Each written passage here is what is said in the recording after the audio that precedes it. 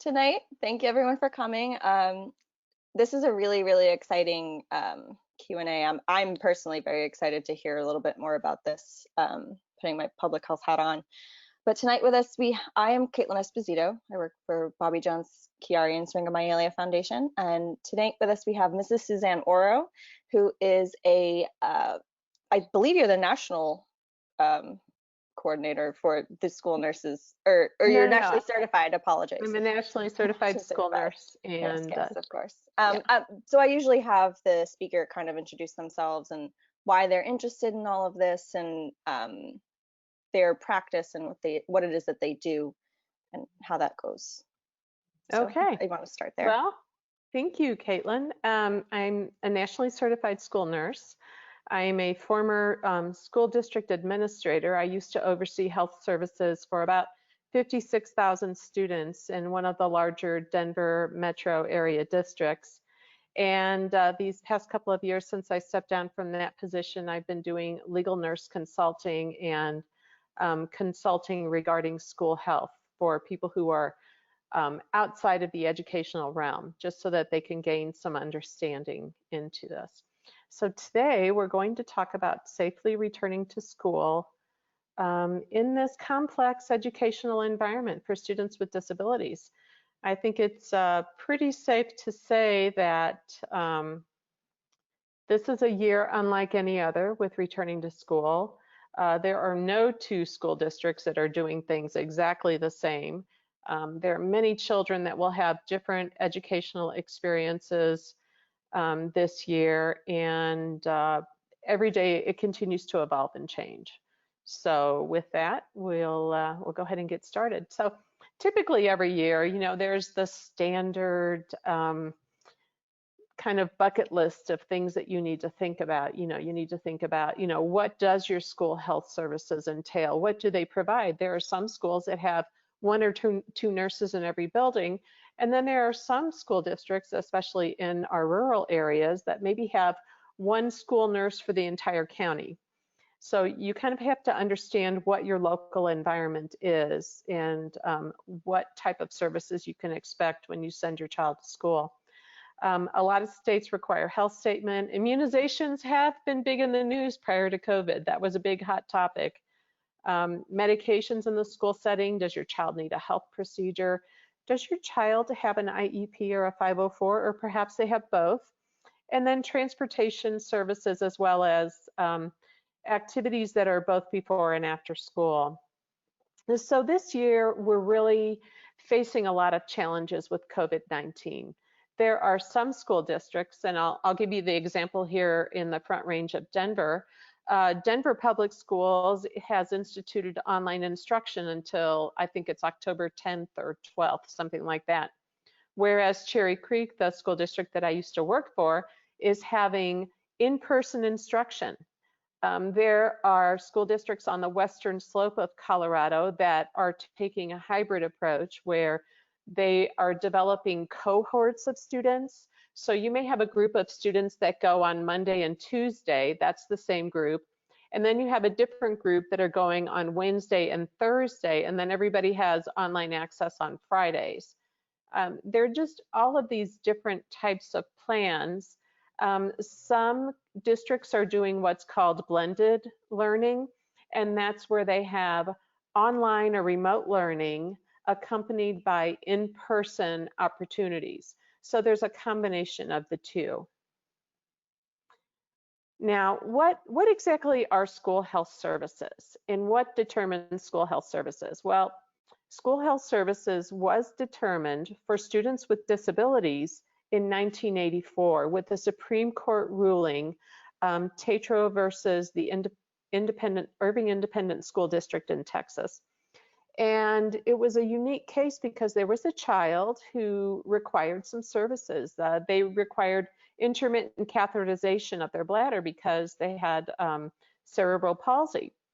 And the child could not attend school without that service. The school district said, that's not something we do. The Supreme Court determined what's called a bright line. In other words, this is what determines what schools do versus what is outside of the purview of schools. And the Supreme Court said that if it does not require the service of a physician, it falls within the domain of school health services.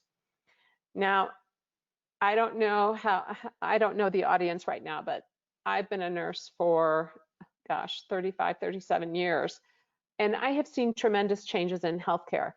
Things that used to be done exclusively in hospitals are now done in the community setting by trained nurses. And so essentially what the Supreme Court said is, if it doesn't need a doctor at your school, then you need to provide those services, and schools are required to provide those services to allow the child to access their education. So that's kind of what determines school health services. Now, you're going to want to know who's staffing your health office. There is no consistent school health model from state to state.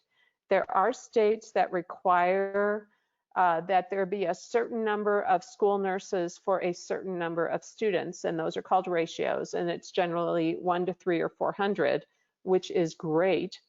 Then there are schools that, as I said earlier, have a nurse that may cover an entire county, and then you have these unlicensed assistive people working in the school health office. Now, sometimes it's really easy to assume that they're a nurse, but they may not be a nurse. So it's really important to get to know the people who are working in your school health office and what their capabilities are. If they're not a nurse, you need to find out who the nurse is, who is, quote, delegating services for your child through this unlicensed person. And that gets to the next section here, the green section. Who is delegated to provide care for your child? School health services are very different from the acute care setting. In many instances, the school nurse is the only person who is available in that building, if indeed there is a school nurse in that building. So the school nurse may train and delegate, in other words, transfer the activity to an unlicensed person while retaining the responsibility for the outcome. And that could be a secretary, it could be your principal, it could be a teacher, it could be a paraprofessional in the building. So it's really kind of important to know what the scope of your child's needs are during the school day and who is providing those services. And then on top of that, you want to find out how your child's health information is shared and protected. So school districts are falling under a law called the Family Educational Rights to Privacy Act, which is called FERPA. We're not HIPAA people. The only time that we fall under HIPAA is when we have a school-based health center or engage in the electronic exchange of billing for health services. So it's very important that you understand who has access to your child's health information. And generally, it's based upon the people who have an educational interest in your child. In other words, your school nurse or your principal isn't going to make a huge list of health conditions and pass it out through the whole school. You know, your school nurse will want to make sure that your child's homeroom teacher, or if they're in secondary school, that all of their teachers for their individual classes are aware of a health concern. And then under special circumstances, so you're going to want the PE teacher, the coach, the bus driver. Those are people who have an educational interest in your child and want to maintain the well-being and safety of your child in the school setting. So, like I said before, there is no consistent across the board requirement for what you need to attend school. However, many districts in certain states require what's called a health statement.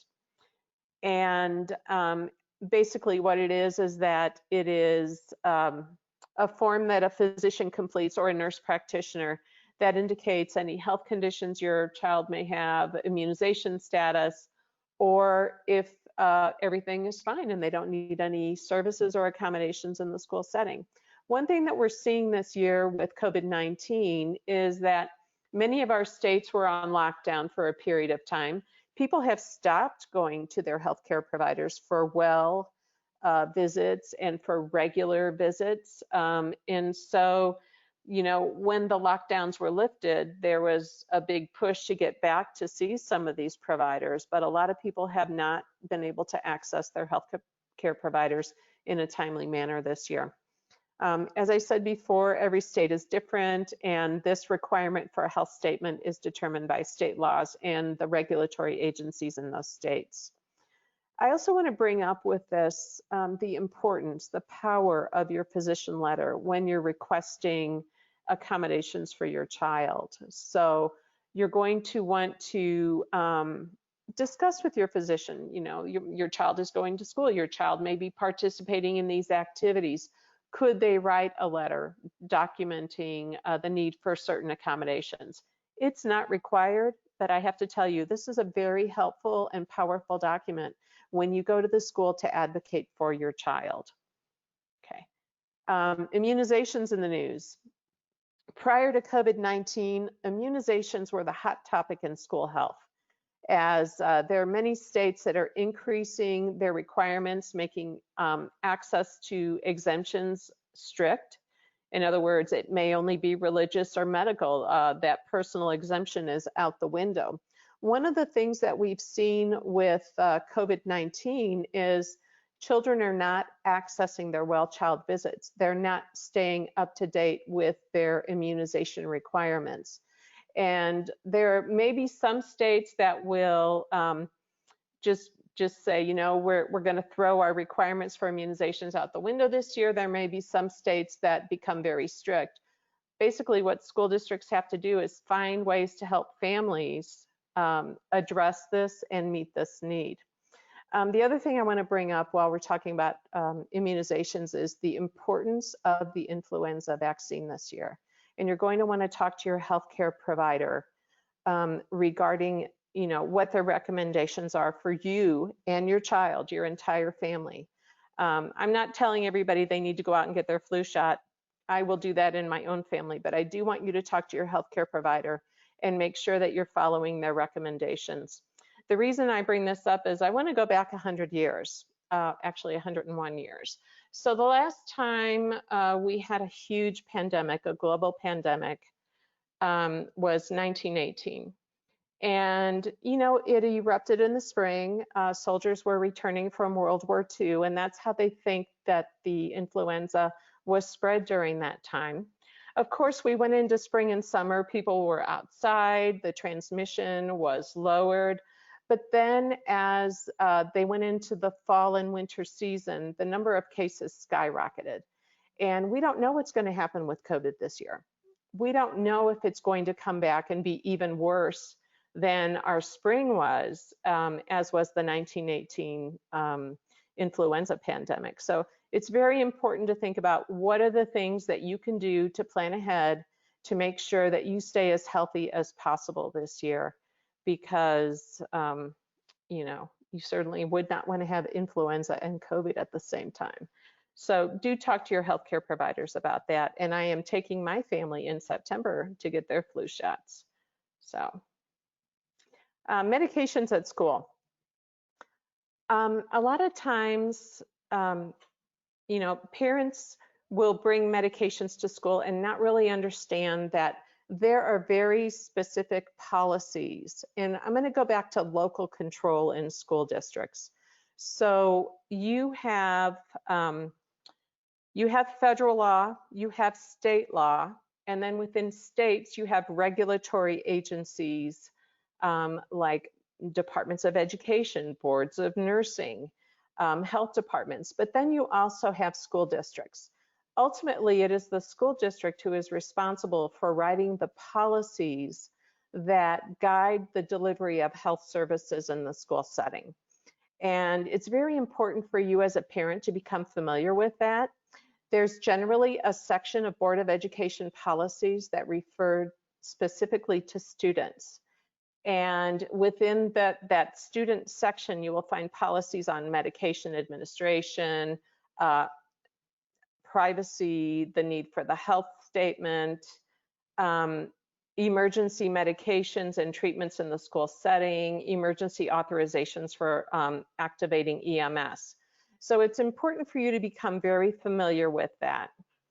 The other thing that we talked about just a few minutes ago was who is responsible for administration. You want to make sure you know who to communicate with. You're going to want to communicate with the school nurse who is responsible for delegating that care if she's not in the building, or directly with her if she is in the building. If there are any changes in medication, if you're noticing any changes in your child's health status. And then you also want to know who at school is responsible for communicating with you. You have to understand children spend the majority of their waking time in the school setting. And it's more of half of the time that they're awake. I mean, they'll be there anywhere from 6 to 10 hours a day, depending upon their involvement in before and after school activities. So you want to make sure that you know what's going on with your child during the school day, and conversely, that you have that ability to share information about the subtle changes you may be picking up in your own child's status. Special considerations. I want to make sure that you understand as well that if your child does have a significant health condition and requires medication at school, they may need an individual health plan. A lot of you are familiar with the IEP, the 504, and then I'm going to throw that IHP into the mix, because the individual health plan is a document that helps guide the delivery of health services for your child in the school setting. And it's also the document that the school nurse should be using to train and delegate unlicensed people, so that they have a really broad global understanding of what's going on with your child, when they need to call for help, and how they can help your child when they present to the school health office. Another thing I want to bring up this year, especially with COVID, is your child, wonderful, healthy, you're doing a symptom checker before you go to school. You have all the confidence in the world that they're wearing their mask. They go to the school nurse's office and they're exposed to somebody sick. You want to make sure that your school nurse's office this year has arrangements made for the provision of care for the well child and isolation pending pickup of the ill child. And that more than ever is very important. And I do hope that it's something that stays in schools moving forward. Health procedures at school. Once again, that bright line rule, if it does not require the services of a physician, the school is required to provide that service. Now, if they have health procedures at school, you definitely need an individual healthcare plan. Once again, the individual healthcare plan helps guide the process of training and delegating to unlicensed people.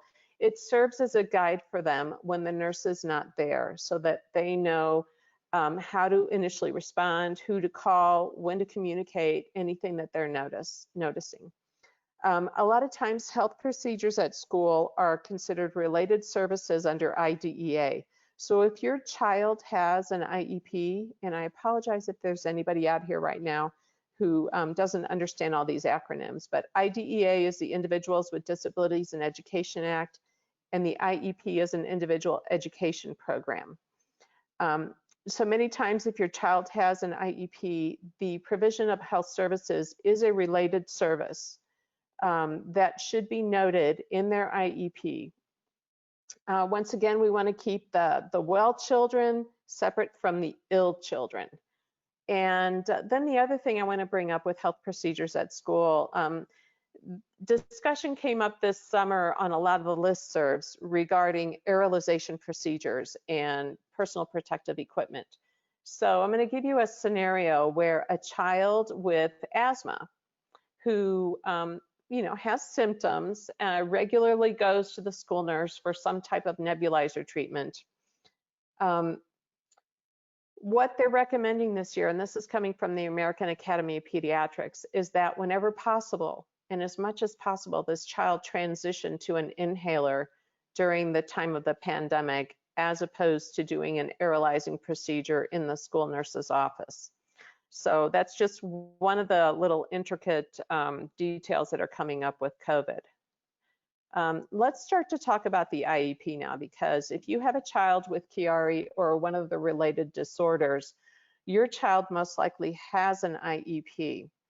Now, the individual education program allows for the provision of what we call FAPE. And FAPE is the acronym that means free and appropriate public education in the least restrictive environment, which is the LRE, with their non-disabled peers. That is the ultimate goal of IDEA. It is looking at these individual children, determining the type of educational program that includes related services, that includes health services, that help them make academic progress. And this should be done to the greatest extent possible with their non-disabled peers. Now, the US Department of Education came out with some very strong comments in March of 2020 this year. Apparently, when a lot of school districts were closing down across the country, there were some school districts that refused to offer any education. And that included remote education. They simply shut their doors. The reason they did this was they were afraid that they would not be able to deliver the services to disabled children for their IEPs as required by law. And if a school district does not offer education to any student, they are not required to offer it to students with IEPs. So, you know, it was a decision made out of fear and not based on the best interest of the majority of students. So if a district is unable to provide IEP services during this time, there are lots of different options to make that up. You know, the Department of Education is encouraging districts to use creativity in online instruction. If they cannot do it online, then is it safe to schedule home visitation using personal protective equipment to deliver service?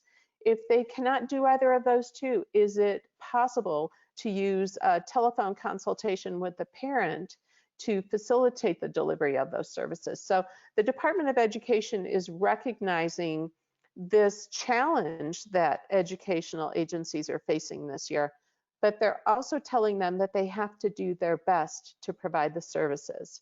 If they cannot provide the services during this time, then when education resumes, they're going to have to determine how to offer what are called compensatory services.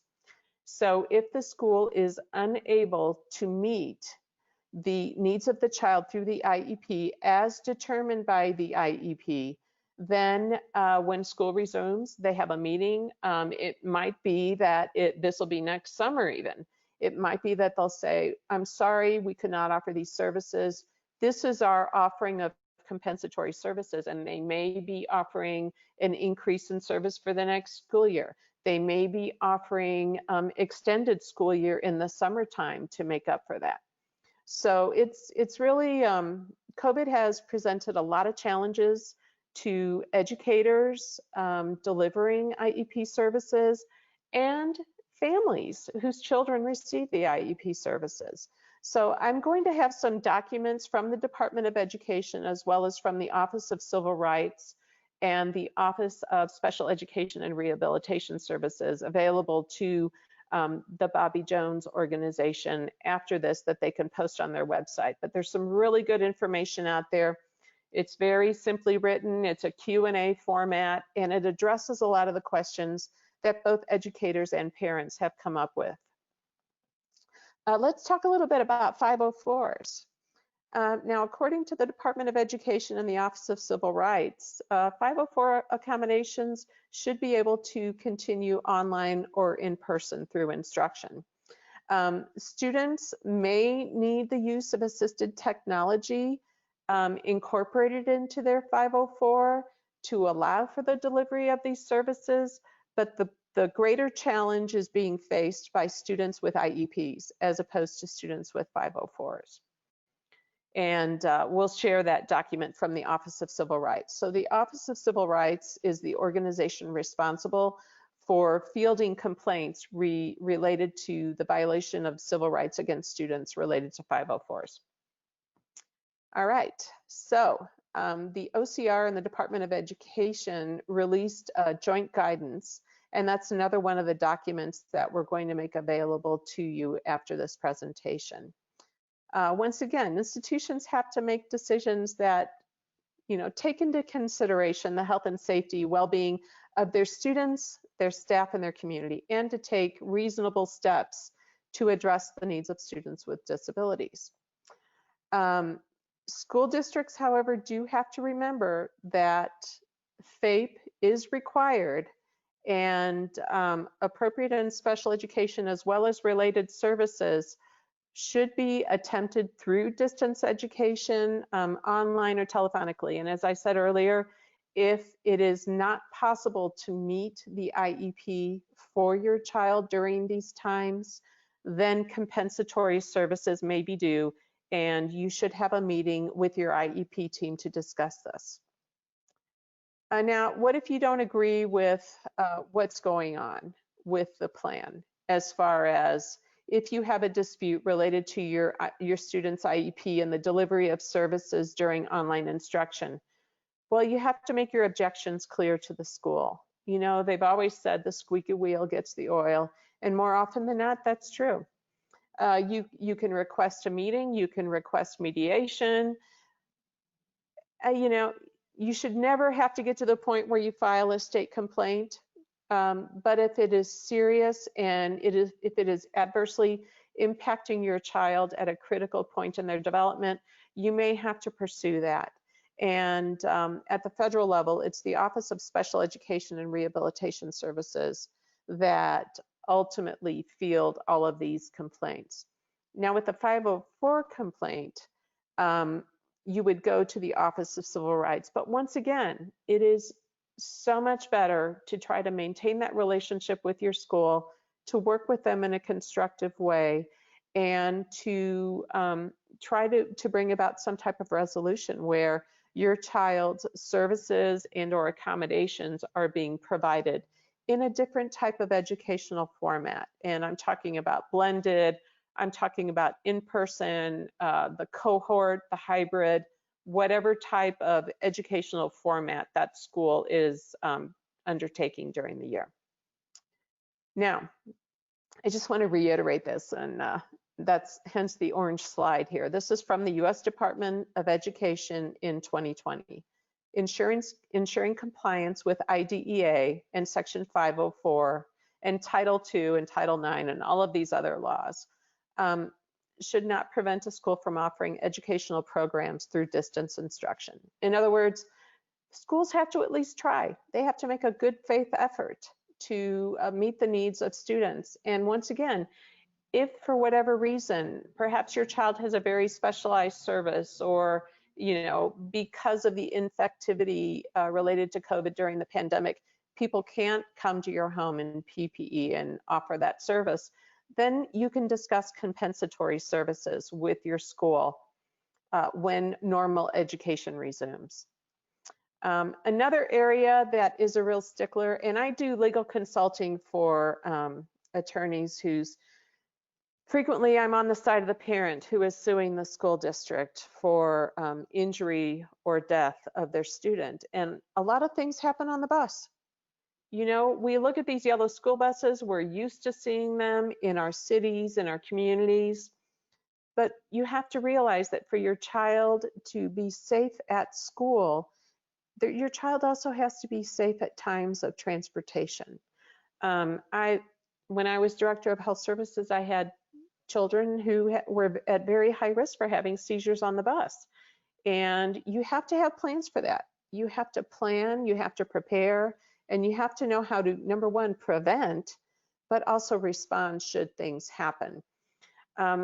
Some things that we're facing with COVID-19 this year in regard to transportation are social distancing measures. The buses will not have the 40 to 50 students that they normally have. Our special education buses, they're small, and those kids are close together anyway. They're going to have fewer children on them. They may have to do alternate types of transportation routes where you have a sequential pickup of students throughout the district. So we're going to have a lot of different things going on related to transportation. but your school district still needs to be prepared to keep your child safe during transport. One of the things that is a consideration for students with significant disabilities is their ability to actually wear the mask. And the other thing that we worry about with our children who are significantly cognitively impaired is the use of hand sanitizers. More often than not, boards of health in various states do not like the use of hand sanitizers in the school setting. We don't like to use it with our students with significant disabilities because they tend to put their hands in their mouth a lot, and then we're exposing them to those chemicals.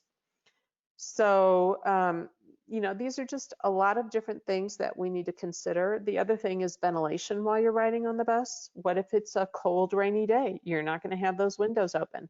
What if it's a hot, stifling day? You want to have additional ventilation. And whenever possible, if your child is on a special education bus, it should be a climate-controlled vehicle with air conditioning.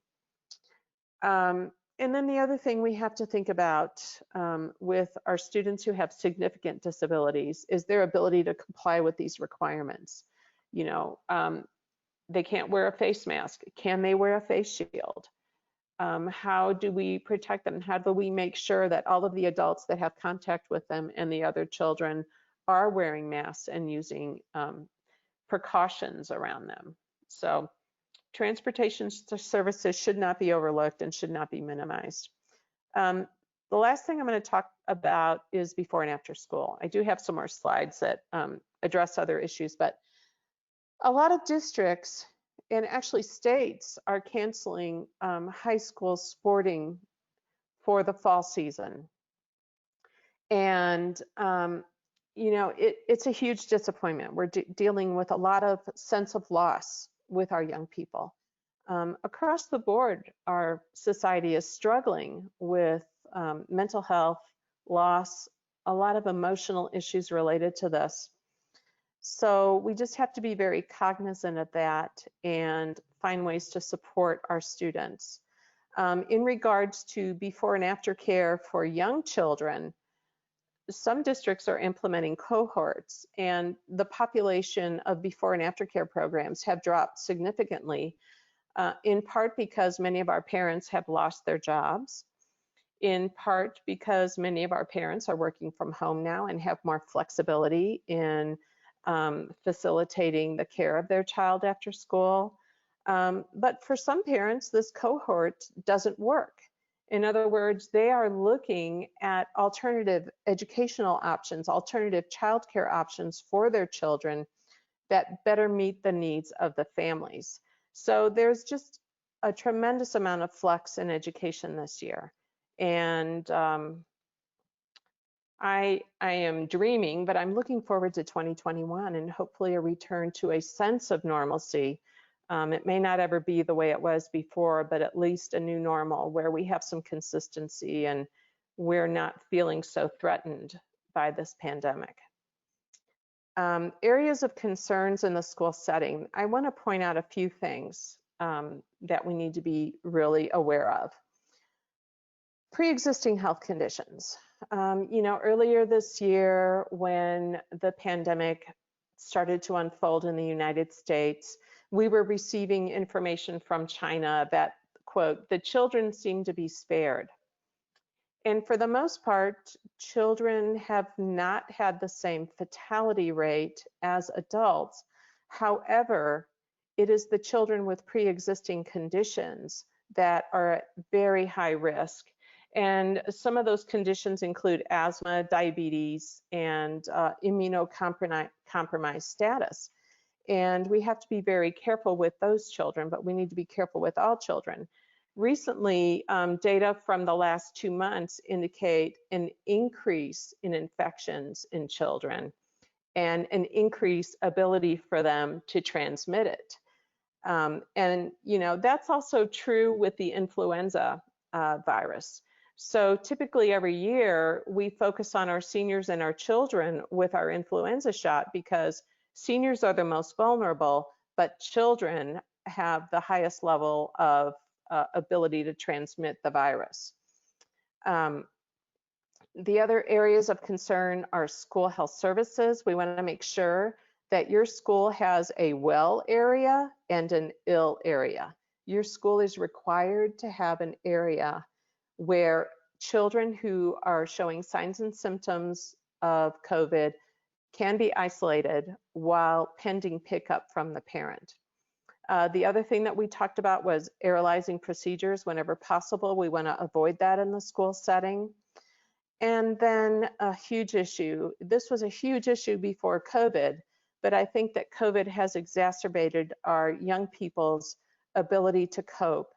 And we are going to need more mental health and behavioral supports in the school setting to deal with this altered reality that we are experiencing right now. Our children have lost so much. They've lost their sense of, school. They enjoy going to school. It's one of the safest places where they learn and they develop these social relationships, and it's been a huge loss. We also need to look at processes to safeguard our population as a whole. And I know some of the questions talked about, what do I think about contact tracing and symptom checking? Those are the best tools that we have right now. And I think that as much as possible, we need to comply with the requirements of the local health departments. As much as possible, we need to put processes in place in our school districts. And I'll give you an example of what one school district is doing here in Colorado. They've developed an online symptom checker. So you can log into your school account as an individual, and on a daily basis, you can complete the symptom checker. And it either gives you a green status, in other words, you are good to go to school today. We look forward to seeing you. A yellow status of, we would like for you to call your healthcare provider and reach out to them for advisement as to whether or not you need to be tested or quarantined. And then there's the red status, which is like, do not come to school at all.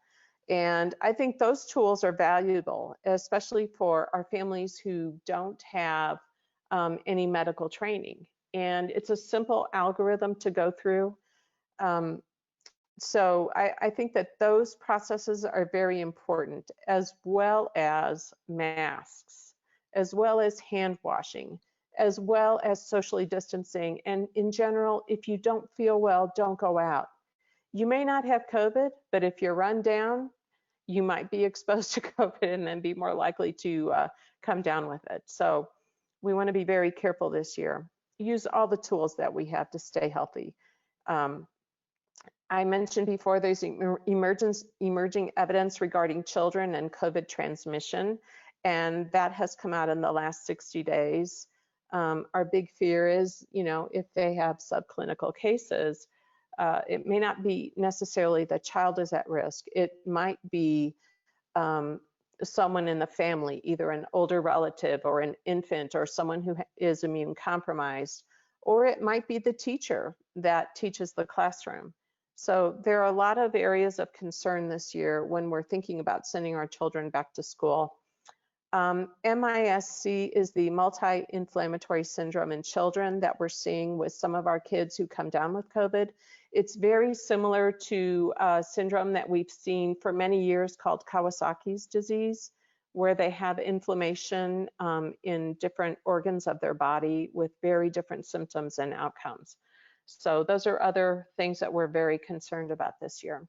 Now, you may wonder, what is the recommendation for face masks or face shields? So 2 years and older are the recommendations for face masks.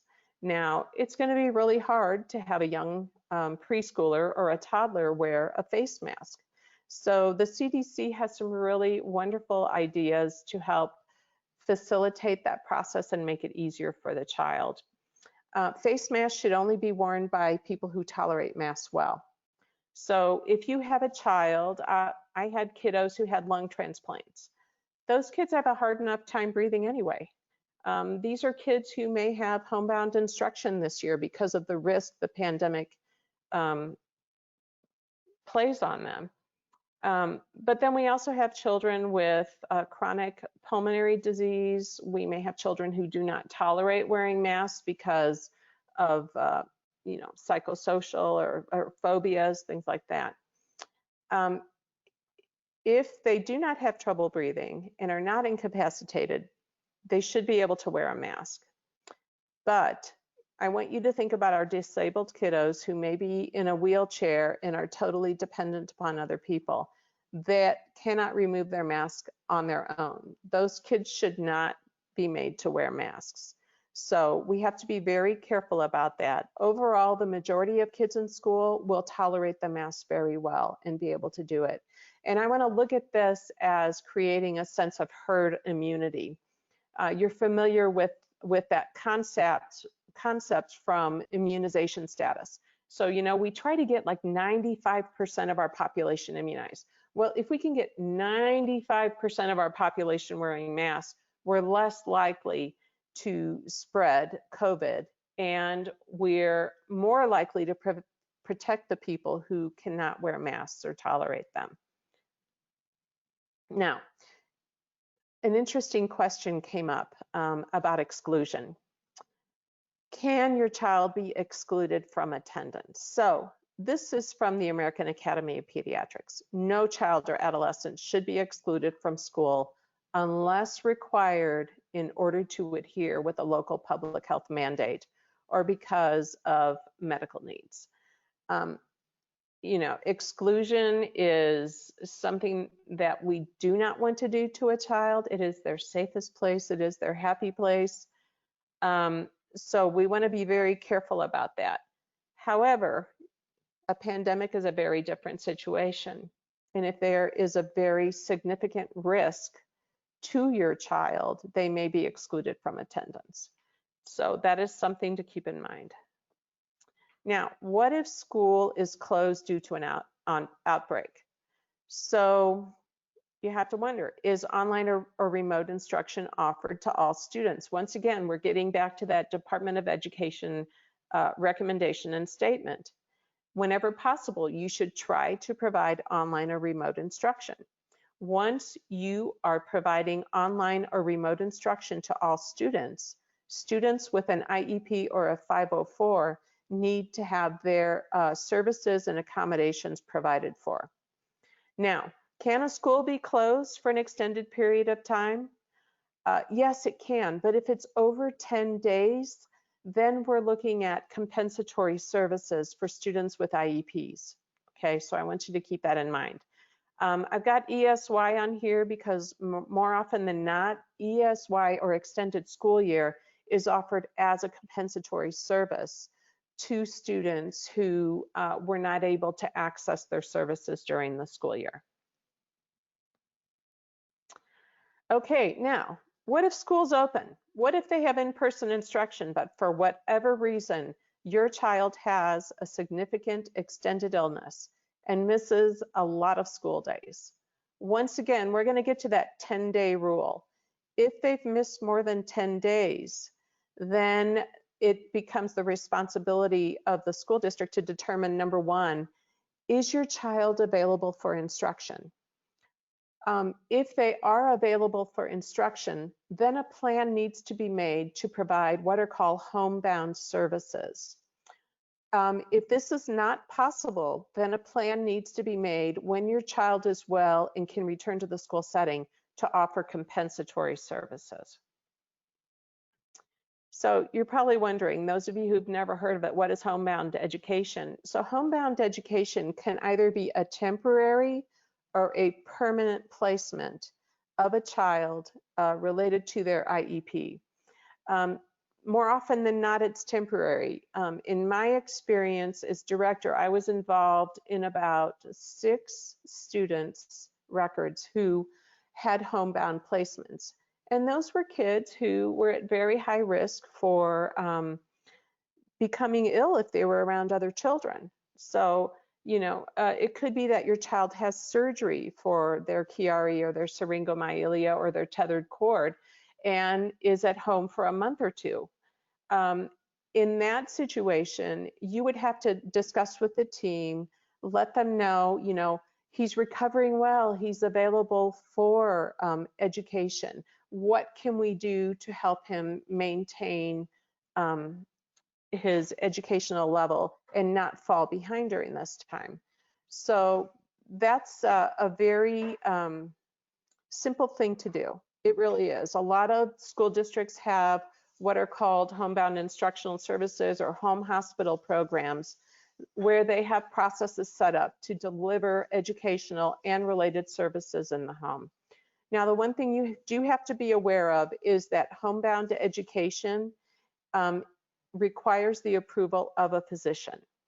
And once again, that relationship with your physician, the power of the letters that he writes requesting accommodations for your students is paramount in guiding a lot of the care that they receive in the school setting or at home if they're homebound. Now, when do you keep your child at home? Any signs or symptoms of COVID-19. Any signs or symptoms of other illnesses. We have to keep in mind, we're all focused on COVID, but we're still going to get the regular stuff. We still might have a common cold. We still may have a stomach bug. So you do have to keep in mind that it might be COVID, but then it might also be something that they would normally encounter in the environment. And then you also want to keep your child at home if they have a serious risk due to a compromised health status. So I have approved homebound instruction for students who have had stem cell transplants, who've undergone chemotherapy, who are immunocompromised for any reason. And you know your child best. If you have concerns that they are very susceptible at this point in time, talk to the school, make arrangements with the school for them to have some type of homebound services or to have their homework sent home if it's less than 10 days. But you know your child best, and you know what they're capable of, you know what is a risk to them, and you know how to protect them. Now, what are some of the resources for parents? I have to tell you, I mean, I've gone to the CDC a lot for resources, but I am especially impressed this year with the number of resources they have for schools, for school nurses, for healthcare professionals, for families, for people in the communities, for parents, for children. And I highly recommend that you look through their website. They have some algorithms that you can follow. If you're having a hard time deciding if your child should go back to school to in-person instruction or if they should stay at home and do online, they actually have a little quiz you can take that will help talk you through that decision. Additionally, the American Academy of Pediatrics, lots of information related to COVID. Now, I do want to point out here that there is going to be a lot of variation between what you see from the CDC versus the American Academy of Pediatrics. The CDC is very strict and has very stringent guidelines. The American Academy of Pediatrics, they have some statements where they say it is very important for children to be back in the school environment for multiple reasons. And whenever possible, they should be back at school. Now, the CDC is recommending 6 feet of social distancing. The American Academy of Pediatrics says 3 to 6. So once again, you know what's best for your child and what's best for your family. Another great resource is the National Association of School Nurses. If you're looking to support your school nurse, they have some excellent evidence-based guidelines. The U.S. Department of Education, as I said earlier, I'm going to provide their documents, their guiding statements that they made available for educators and families this year to the Bobby Jones organization. The Office of Civil Rights, OSHERS, or the Office of Special Education and Rehabilitation Services, and then your local education agency. A lot of school districts are going out of their way to over-communicate to families and members of the community regarding ways to stay safe, to protect the public health, and they're also working in concert with the local public health agencies. So these are my references here. And as I said earlier, I will make that available. So right now, I'm going to share my screen back. And Caitlin, I think you have some Q&A. I do. All right. Okay, let me try and get out of my PowerPoint here so I can pull up my notes because I went through the great questions today. Yeah, let me, I'll take it back so that we can just, there we Okay, great. go. Thank you. No problem. Thank you. Make it easy for you. Okay, so that was a great presentation. That was really like chock full of, even in non-crisis time, information that are really good for uh, parents of kids with these disorders. So I wanted to just start with some general questions that um, maybe you have or haven't touched on. You have touched on a Okay. couple of them. I do want to start with, so you're recommending that most of some 80% of the kids that that are going to go back to school are going to need to wear those masks and do the physical distancing in the classroom. So do you have Yes. any recommendations to kind of get used to kids who maybe aren't Oh, back at school yet? How parents can maybe get them used to doing that before they get into yes. school? Well, first of all, let's make it fun. Okay. I mean, let your child pick out their mask unless it's offensive. I mean, certainly you do have like family values and guidelines that you want to follow, but let them pick out their mask. Okay. For the younger children, what's going to be, well, and maybe for the teenagers too, who knows, wearing it correctly, helping them learn how to actually develop that seal over the nose and to make sure that the little side things are cinched just right so that they have good coverage. If it's a young child, put it on their stuffed animals. Let's make it fun. Maybe there are some great coloring books available online right now regarding COVID that have some mask pages in them. So that would be fun as well. But then reinforce it by, pointing out other people in the community. Oh, look, they're wearing their mask.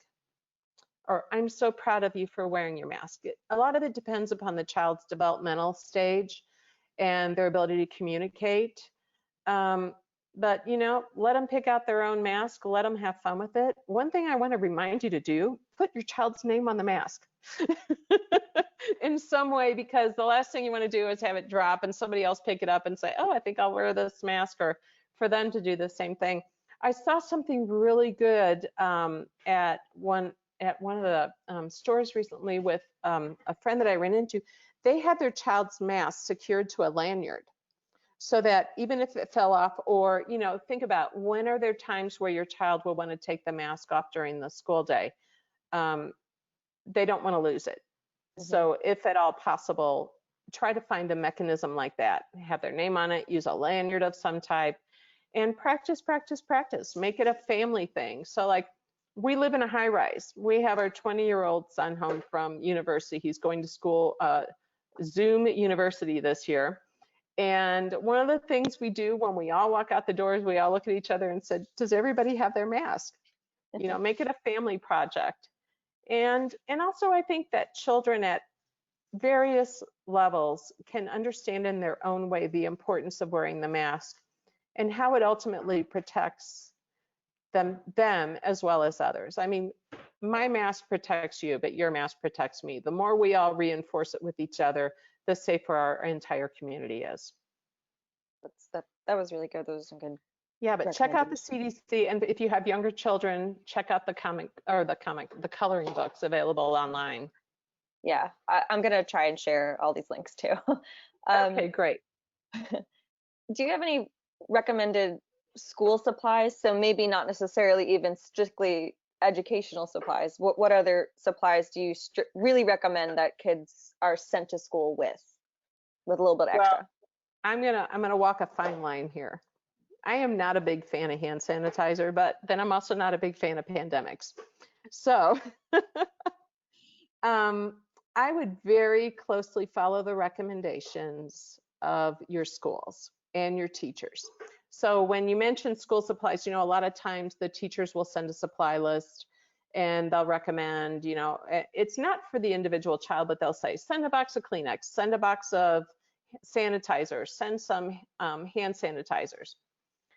It just all very much depends. Hand washing is still the gold standard. So you may want your child to have, if permitted by the school, a small container of a safe hand sanitizer in their backpack for emergency uses. And when I say emergency uses, that is when hand washing is not available, okay? Hand washing is the gold standard and should be promoted. And in many communities, the Board of Health will state that if a school doesn't have running water for more than 2 hours, you have to close the school and send everybody home. That's how important hand washing is. I would make sure that they have an extra mask or two in their backpack. You know, kids lose things, and that's an important thing you don't want them to lose. But other than that, I would stick with the normal school supplies that the teacher recommends. And I would be very careful about sending hand sanitizer and check with, especially at the elementary level, check, you know, with the school to see if it is permitted. That actually just made me think of a question that I wouldn't have even thought of before this. Is there like a schedule or a set of guidelines about how frequently children should be washing their hands? Is. Oh, good. Good. So the recommendation is, upon arrival at school, always before and after using the bathroom, always before and after eating, and upon leaving school. Now, do schools have the facility available to have hand washing for the numbers of students that they have in the building? I'm going to tell you, no, they don't. And keeping those bathrooms stocked with soap and water will become a full-time job this year for somebody. But that is the recommendation of health departments as far as hand washing. And then the other time is when they're obviously dirty. You know, if you've had like an activity in the classroom where your hands are covered, or if you've been outside at recess. So somebody had a question about outdoor classrooms. Yes, yes.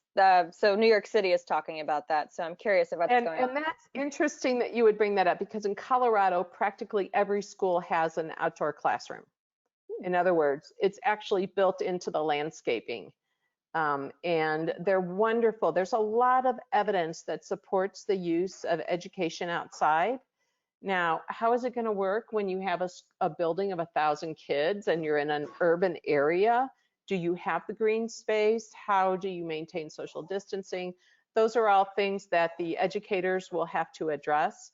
But as far as overall the benefits of outdoor classrooms, they've actually been able to demonstrate better academic outcomes for kids who have access to outdoor classrooms, improved social emotional health, improved attention, the less need for the teacher to redirect the class. So there are a lot of benefits. You know, it'll be interesting to see now that everybody wants to go outside how that's going to work, because there is a finite amount of space on campuses. Well, yeah, and I wonder, I assume that it's going on in Colorado. How is the hand washing being enforced in an outdoor classroom type of situation? Well, you have to wash your hands before you go out and when you come in. Okay, fair enough. Yeah, but then, you know, that brings up a whole nother issue when you're talking about educating children outdoors, is air quality. And especially for people who live, like right now, we're having wildfires. So our air quality is unhealthy for everybody, except early in the morning. And how do you follow those trends? And then somebody else had a question about, you know, what about the weather? What if it's too cold? And not everybody knows this, but schools have these great tools. There's a child care weather watch tool that's actually a graph that factors in temperature and humidity and other factors to indicate whether or not it's safe to go outside. So schools do use tools like that to maintain the safety of children. Let's see. That was actually a question almost in regard to Chicago, Illinois. So I know it gets really cold there. Yes, like wind chill. prohibitively so. It also factors in wind chill. Okay. And so would I assume, again, obviously this is going to be very individualized to each school district, but if the conditions weren't right, they would not meet, I assume. Right. I mean, you could have a perfect day. There could not be wind.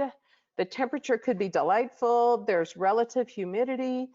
But if your air quality is bad, you're not going outside. Yeah. So there are a lot of factors that schools do take into consideration when they look at, whether or not it's safe to do certain things. Yeah. Sort of on that topic, you touched upon it earlier. Are children going to have access to physical activity, so PE and recess? I know that's a big deal Yeah, prior. that's a So great question. It's a great question because in many states, physical activity is mandated for a certain number of minutes per month. And in Colorado, it's 600 minutes per month. And, that's a legal requirement. So you cannot have children just sitting in desks for 6 hours a day without giving them that opportunity to move. It's a part of the comprehensive school wellness program. And that would be an issue that a parent should, number one, be aware of. And I would complain if my child did not have access to physical activity, because you're going to make them sick in other ways, Yeah, absolutely.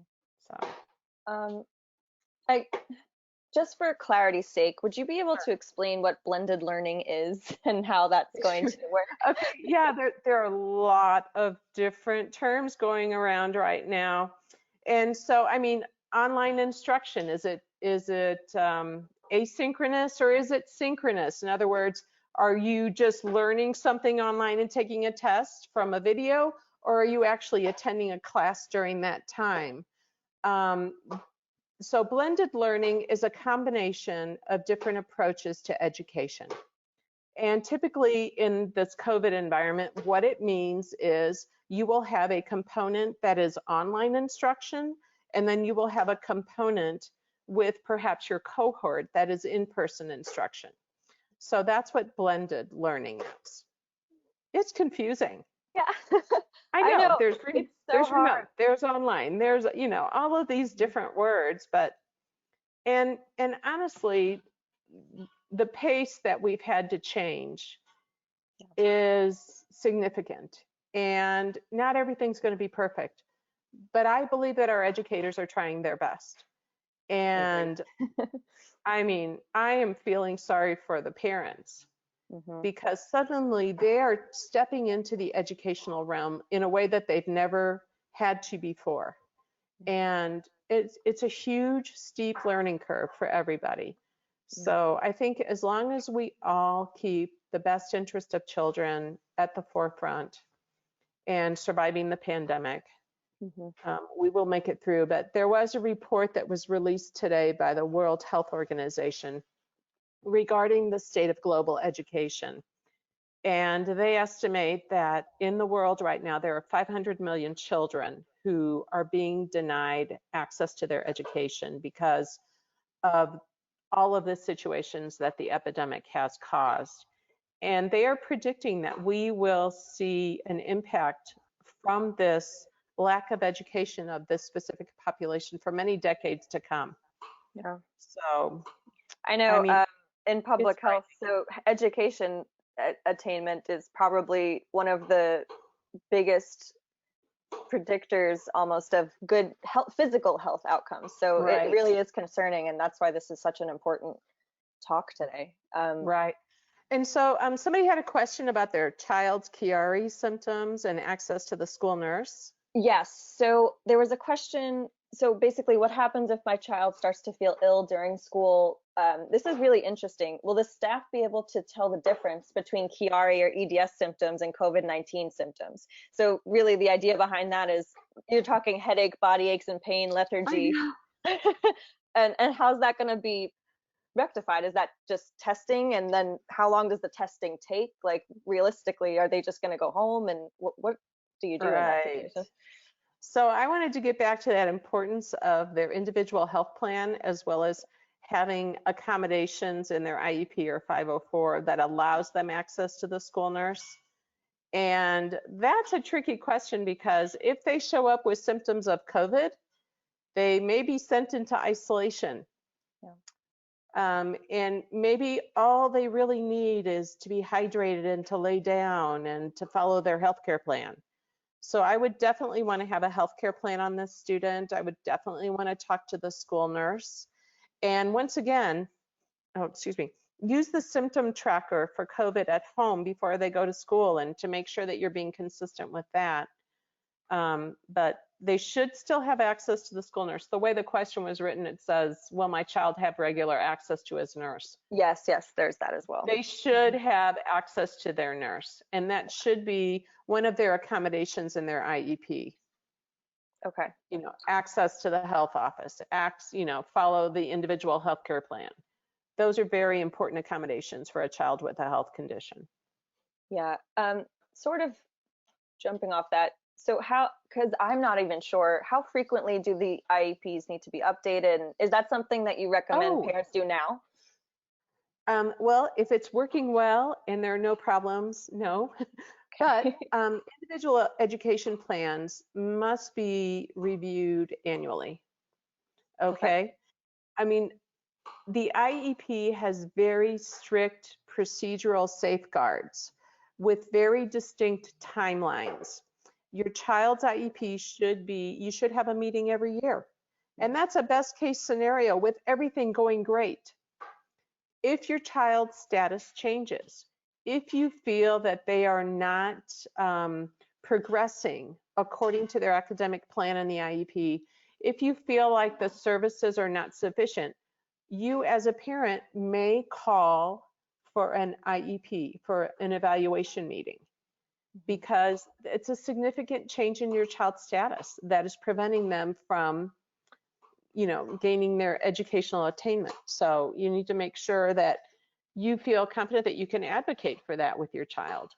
Yeah. Again, if they're out for an extended illness, if they have a significant change in their health status, I would call and say, look, things have changed dramatically. We need to relook at this IEP because the way it is right now, it's not going to meet his needs.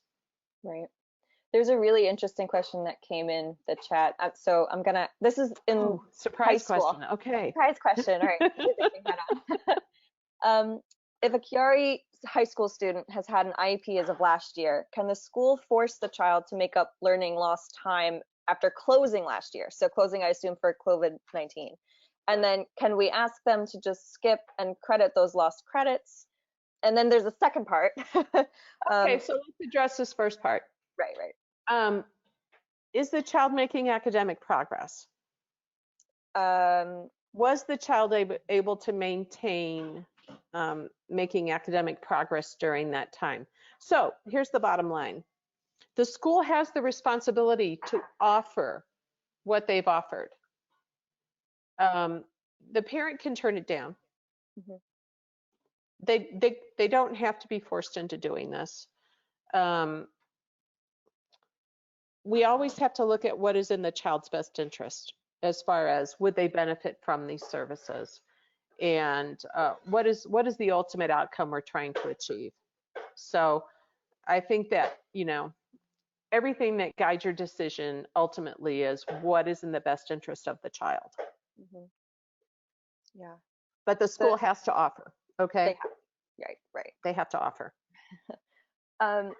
So the follow-up is really interesting, and I don't know if this is more of a local health department problem, but are there any particular COVID-19 accommodations for Chiari kids or kids with immunocompromised with IEPs? That's a great question. I've been thinking about this. So yeah, I would want to make sure that there was a backup plan of some type for homebound services delivery. Okay. And it might be that, what we've seen unfold across the country are very distinct hotspots where we have very high rates of infectivity and high numbers of hospitalizations and high mortality rates. And certainly if you're located in an area like that and your child is at high risk, I would want a backup plan. I would want to have some type of accommodation that stated, when they're unable to attend, and have a doctor's note to back this up, that there is a plan in place where if after 10 days they cannot attend, that they automatically go into, some type of temporary homebound placement. I don't want to change their LRE. I don't want to change their least restrictive environment status. But if they need a temporary change in placement with the delivery of services and instruction at home, I'd want a backup plan for that, Yeah. you know? What about, this one's interesting too, it came in. What about for kids with IEPs in a state that's trying to force in-person learning for at least half the year and the child is considered high risk? What does the parent do in that case? Like, how can I they? would go to my doctor Okay. and I would get a doctor's letter stating their health status and the need for homebound instruction or remote learning with service delivery in the home. Okay. Because yeah, this whole forcing people to attend in person is just really bothersome. Mm-hmm. And I think ultimately it is the parent who makes the best decision for the child. But I would definitely start with my doctor, get some documentation and a letter stating that they need homebound instruction for their health reasons. And then I would request a new IEP meeting. Okay. So something that long, I mean, if it's for an entire year, that may be a change in placement.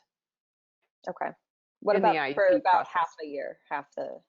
No, that's kind of getting on the line there, but you know, if it's going to be the whole school year, you're looking at a change in placement, Okay.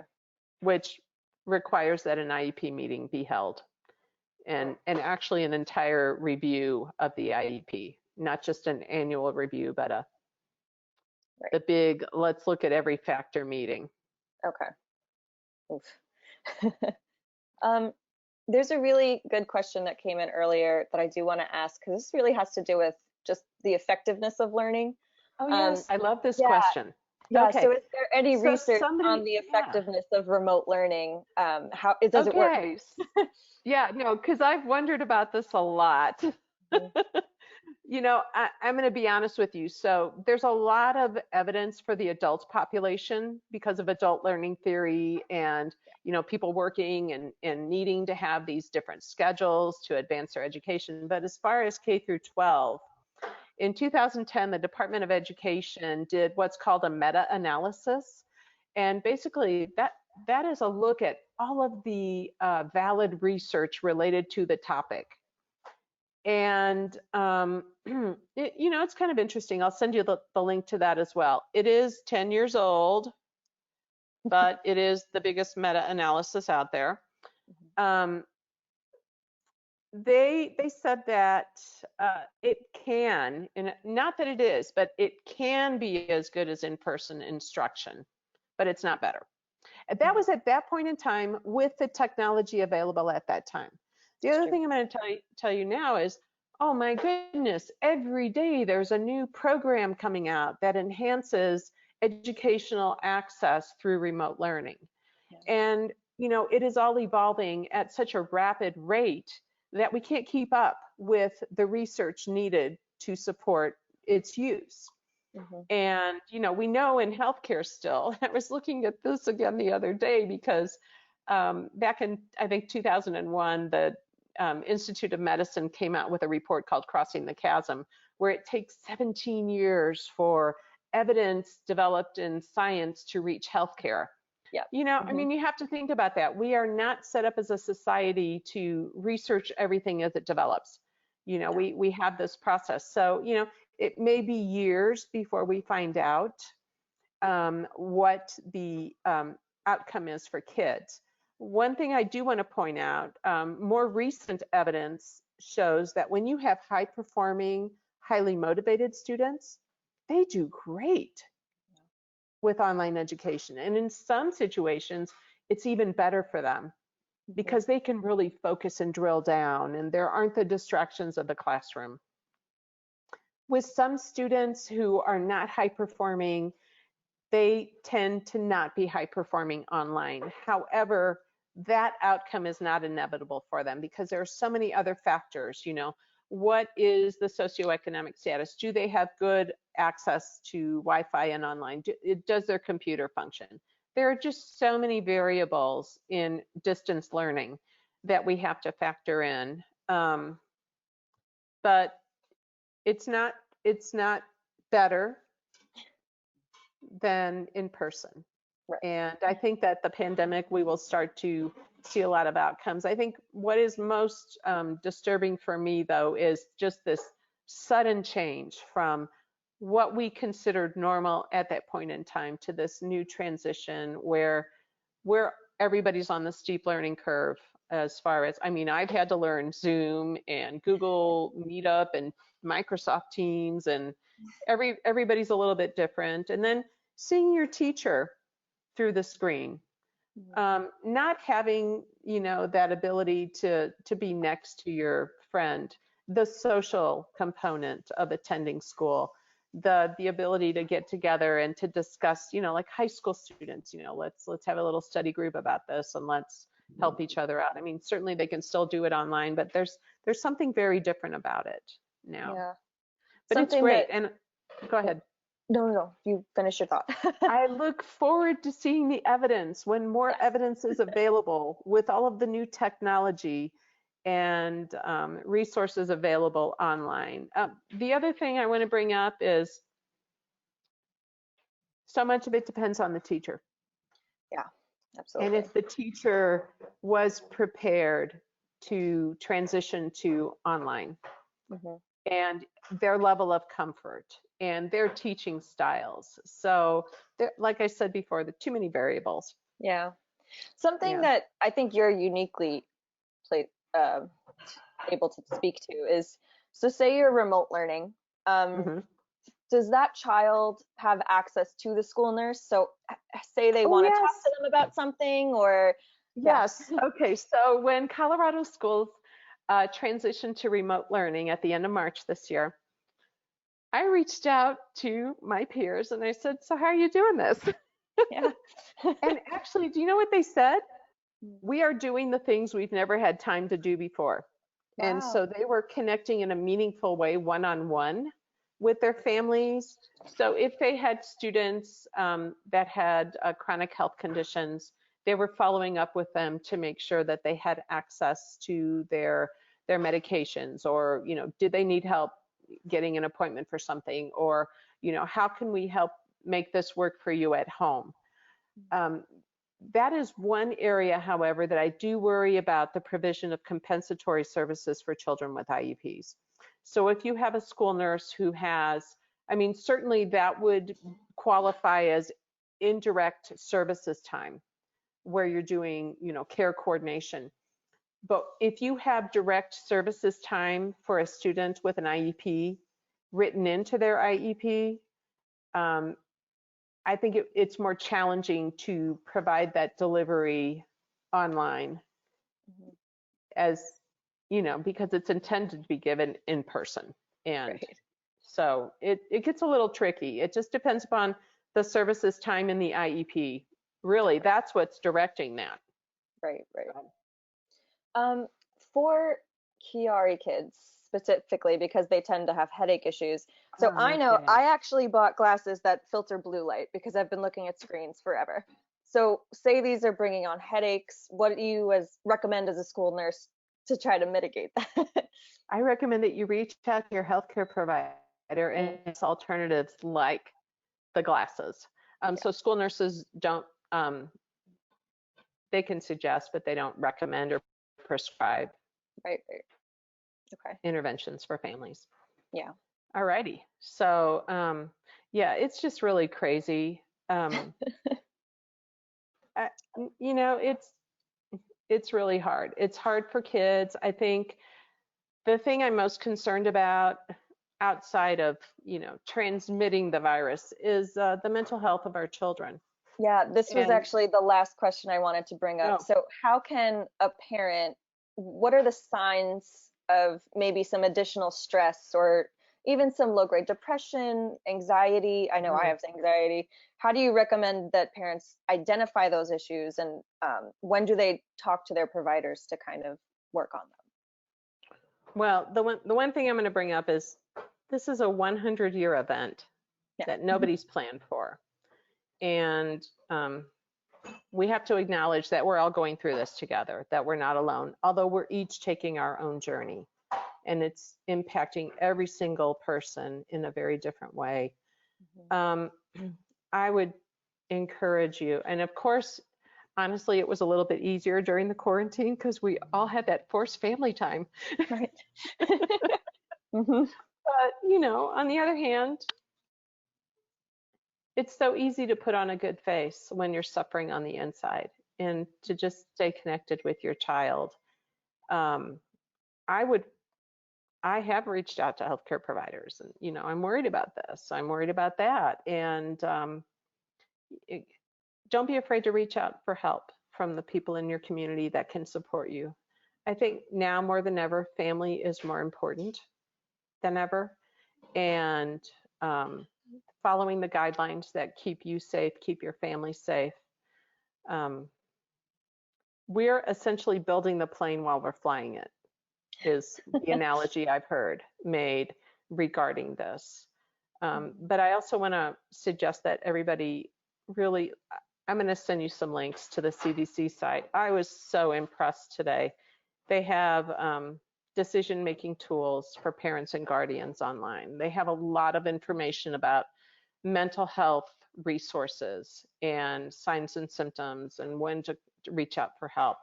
And I think that it's just valuable information that is developed by experts in very specific fields. And I would encourage everybody to reach out to that. So I'll make those links available to you. Yeah. There is a question hard. that came in that I do want to Sure. get to. Sorry. Okay, go ahead. So I know this is more of a general question. School nurses are usually in charge of kind of, in addition to pediatricians, watching for scoliosis symptoms. And so there was actually a question that how can parents basically advocate to get additional checklist items added to regular screenings for maybe to watch for physical signs of connective tissue disorders that maybe are starting to show up. Yeah, I hate to burst your bubble. Yeah. I'm sorry, but I do have to tell you all this. So, schools used to do scoliosis screening on a regular basis. And about 15, 20 years ago, they took that out. The reason being is there are a very small percentage of children who are picked up during the screenings for scoliosis. And when we look at all of the things that schools have to do right now, we have a finite amount of time during the school day. And screenings do take away from instructional time. So the very basics are considered to be vision and hearing. Scoliosis went out the window, like I said, about 15 years ago. It's not recommended by the American Academy of Pediatrics. It's not recommended by the National Association of School Nurses. More than anything, it's a balance of, how much academic time do we have that we can devote to these other activities. The American Academy of Pediatrics feels that it's very important to have this type of screening done during your well child checkup by a highly qualified professional. And so that's the rationale behind that. But I think there are very few states that still have that as a mandate for school health screening. But the best person to do it is your pediatrician. Right. And the other thing to keep in mind is, if it's done right, you're not wearing your top, and that puts children in a very uncomfortable position in their school setting. Hence, we get back to the best person to do it is your pediatrician or your, general practitioner, whoever you see for your well child checkups. Yep. Sorry. I was in a meeting once at a children's hospital, and they had an orthopedic presentation, and they had the school nurses there because they wanted us to do that. And we're like, oh, we hate to burst your bubble.